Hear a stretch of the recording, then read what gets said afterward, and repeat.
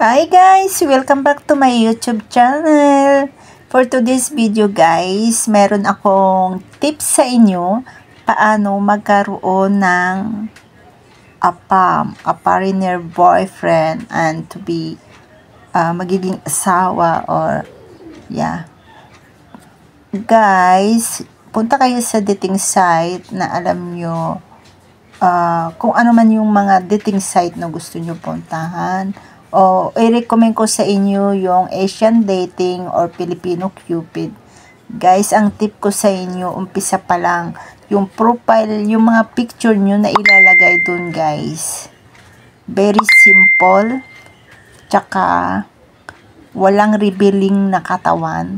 Yung picture nyo na walang filter guys. Mas gusto ng mga foreigners yung simple lang.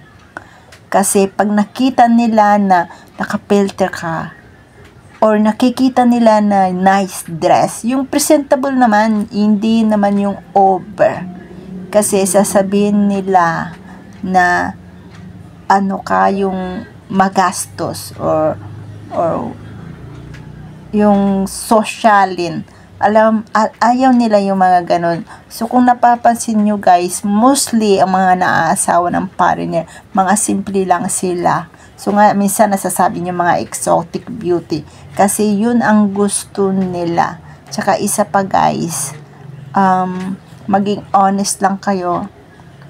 At sa umpisa, ang sinasabi ko sa inyo, never kayong humingi ng pera.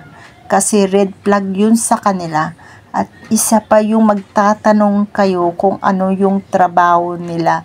Never ask na. Kasi isipin nila yun guys. Yung ina-after nyo yung pera. Yung magiging maganda yung buhay nyo. O doon na tayo. Pero guys, yung sinasabi ko sa inyo, hayaan nyo silang magsabi kung anong trabaho nila. At saka isa pa guys, wait nyo na lang na sila mismo ang tutulong sa iyo. Never ask money kasi iisipin nila scammers kayo. So, in my experience guys, naging honest lang talaga ako kay Apam. Sinabi ko lang kung ano sitwasyon ng buhay ko.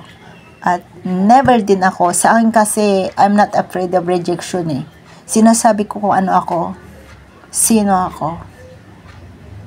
At saka wala akong tinatago na kung ano man para lang sabihin na okay ka, pwede ka para sa kanya.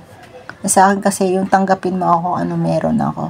So guys, tika nga pala guys, birthday ngayon ng aking pinakamamahal na boyfriend, so to be my husband. Batiin ko muna siya, happy birthday babe, and I love you so much and miss you.